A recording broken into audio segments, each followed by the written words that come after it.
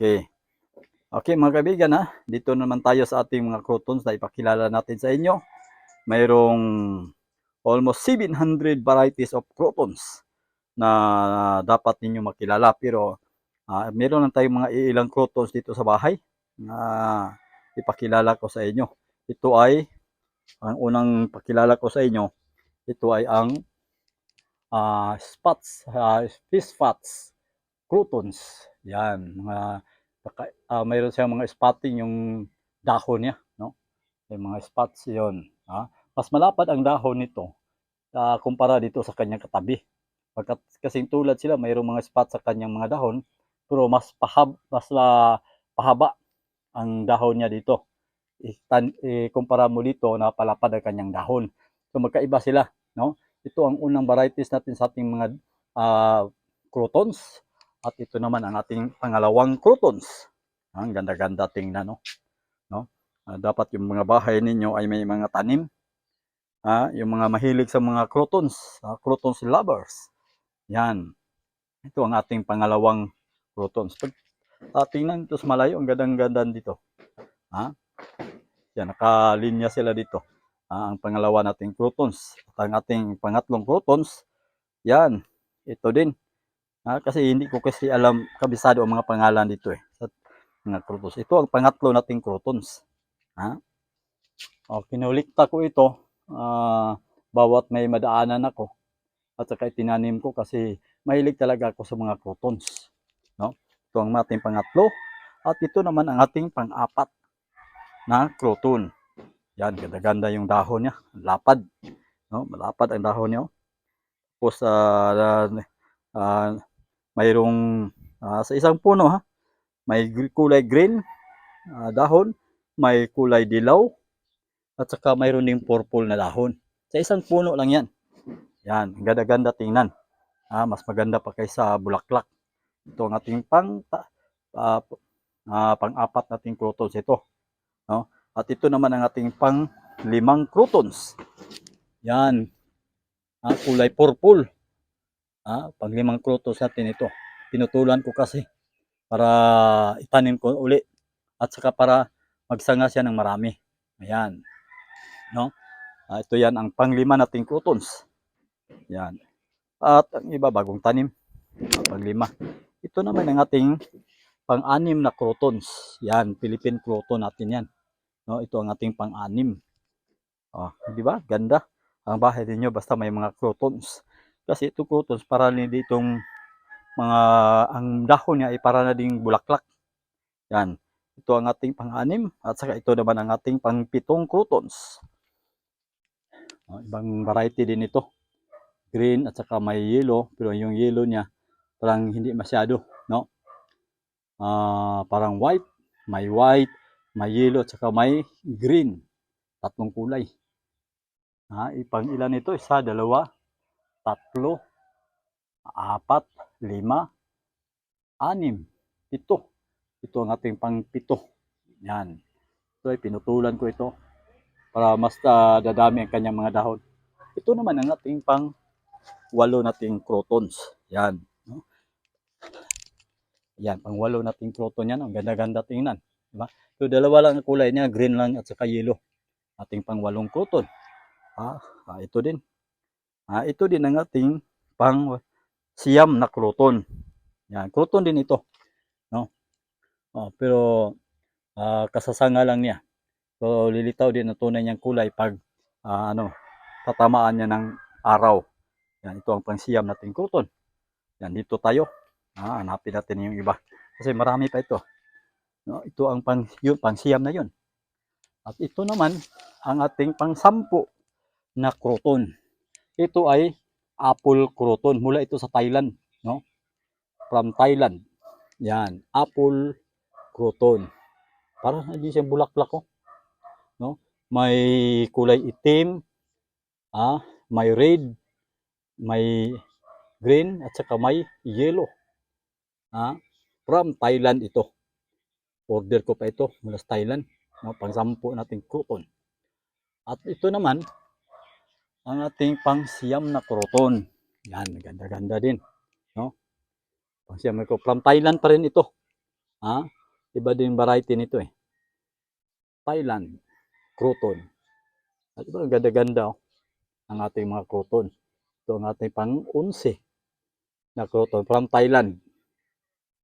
Kasi crouton collector kasi ako, naghahanap ako ng ibang mga croutons, no? Para itanim ko dito. Kasi maganda tingnan eh. Para na din mga bulaklak ang kanyang mga dahon. Mga fetal. Parang fetal na din. So ang ating pang 12, ikadusi natin, ito ay pinutol ko para mas dadami ang kanyang mga dahon. So croutons din yan. Pero hindi ko alam pangalan nito, collection ko lang ito eh. Pang 12. 12 croutons. At dito naman, ang ating 13 na croutons. Yan. Maliit pa. So paglaki nito, pag matamaan ito ng araw, ay gaganda ang kanyang kulay. Lalabas ang tunay niyang kulay. Ating ika-13 na crouton. Yan, meron tayong pang ika-14, pang-14 na crouton.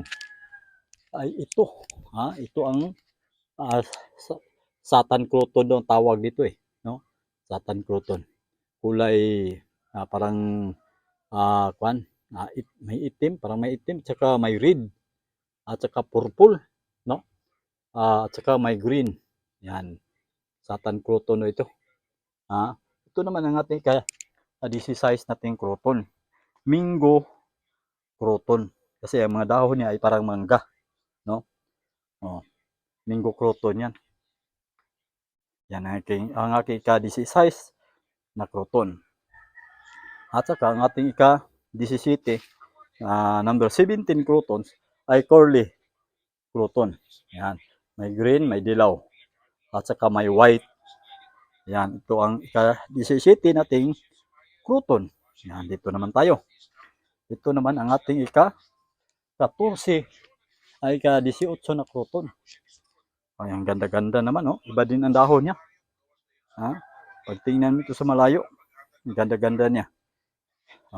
Ang haba ng kanyang dahon. Yellow, may green. Yellow green, dalawa lang pero maganda tingnan sa malayo. Ang ating ika-18 na crouton.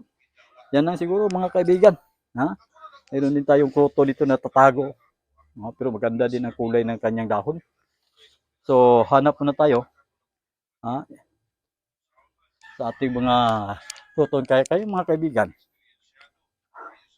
pag mayroon kayong bahay, taniman nyo ng yung mga lupa nyo, taniman nyo ng iba't ibang mga croutons. Kasi ang ganda-ganda tingnan ng bahay ninyo pag mayroon kayong mga croutons, no? So, ito yung bahay namin. Gusto ko sana pupunuin ito ng mga croutons para mas maganda, at saka maliwalas ang hangin.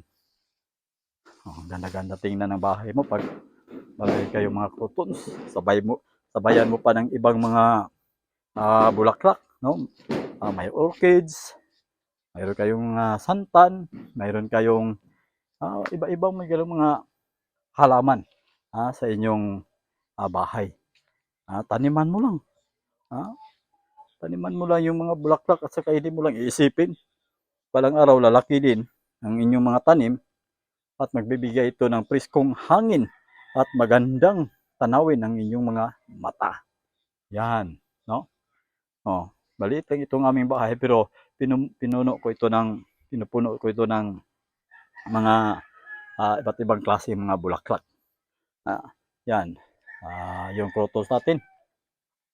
Yan, ito lang siguro sana, no? Balang araw paglaki nitong mga tanim kong mga croutons, mas lalong gaganda tingnan. Mas lalong gaganda tingnan yung mga croutons mo sa iyong bahay. Yan kasi croutons lover talaga ako. Yung croutons, tinatawag natin ito, international name yan, no? Ang croutons, pero tinatawag din natin dito sa Pilipinas na San Francisco. Yan. Sinubukan ko lang magtanim ng croutons na from Thailand. Kung mabubuhay ba dito. Pero itong Thailand ko, tagal-tagal na din ito. Mga 1 month na din ito dito sa akin. So paglaki dito, gawin ko itong mother plant para magtanim ako ulit, no? Okay, hanggang dito na lang tayo. Paalam. Ayan. Ito po ang inyong kaibigan. Ayan. Tika muna ha. Ayan, tignan mo ko muna yung ito, okay. Kung tingnan natin sa malayo. Kung okay ba tayo, mga kaibigan, ng mga croutons natin, no? Ganda-ganda tingnan ng ating mga croutons dito. Pag matamaan ng ilaw, ay lilitaw ang kanyang tunay na kulay. Yan. No? Ito din. No? Nagbigay, kasi yung mga bulaklak natin, at saka itong lalo na itong crouton, ay nagbigay ito ng buhay sa ating kapaligiran, lalo na sa iyong bahay, na mas magandang tingnan. Tingnan mo to isang crouton ko. Ang laki-laki ng dahon. Meron pala tayo. Ikaka-25 natin na variety sa crouton. No? Yan. Di ba ganda-ganda tingnan ng bahay mo? Pag marami kang mga bulaklak. Kasi karamihan na mas mahilig sa mga croutons ay mga lalaki. Kunti lang yung mga babae na mahilig sa croutons, karamihan mga lalaki. Kita mo. Kasi ganda-ganda ba tingnan talaga itong ating mga croutons. Yan. Okay, hanggang dito na lang po tayo. Ito po inyong kaibigan, Romel Pastoral. Pag-subscribe lang po kayo sa ating YouTube channel. Okay, bye-bye.